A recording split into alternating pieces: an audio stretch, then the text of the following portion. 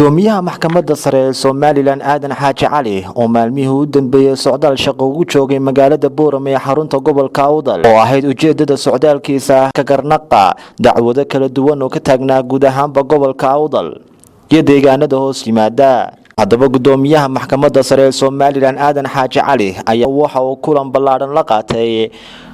garsoorayaasha kala duwan ee ka howlgala maxkamadaha gobolka Awdal iyo degmada. kulankani ayaa waxa ujeedadiisu daarneed dardargelinta ka garnaqa dacwadaha. ugu horeyn waxa goobtaasi ka hadlay gudoomiyaha maxkamadda Sare ee Somaliland Aadan Xaaji Cali waxaana uu yiri inaan idinka mahadnaq iyo dardaaran baan ayaan kala hadlay halkan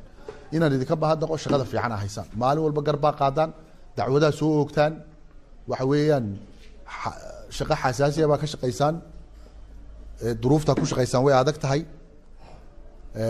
maxay hayday shaqada halka ka sii wada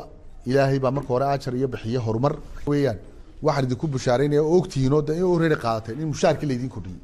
waa markii saddexaad ee mushaarka la kordhiyay intaan aanu joogo laba jeer madaxweynihii hore kordhiyay waxa markii ugu horeysay garsoorayaasha maxkamaduhu mushaarkoodu meelaha ugu hooseeya hayaan wadanka maanta kana mushaarka ugu fiican ba qaadata waxa kale oo idin sheegay xeerkii xuquuqda hadhow marka la ritaar garoobo ama la xanuunsado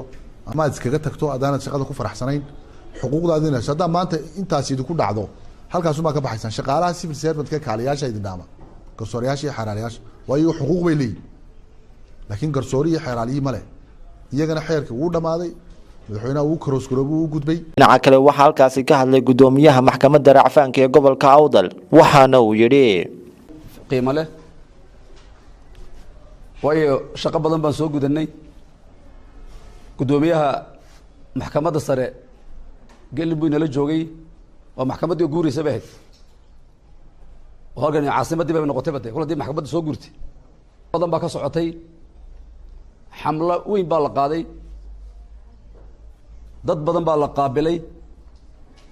kiisas far badan oo culays nagu hayay. Jamaal Umar Tubeec telefishinka caalamiga ee badda cas 24 TV magaalada Boorama.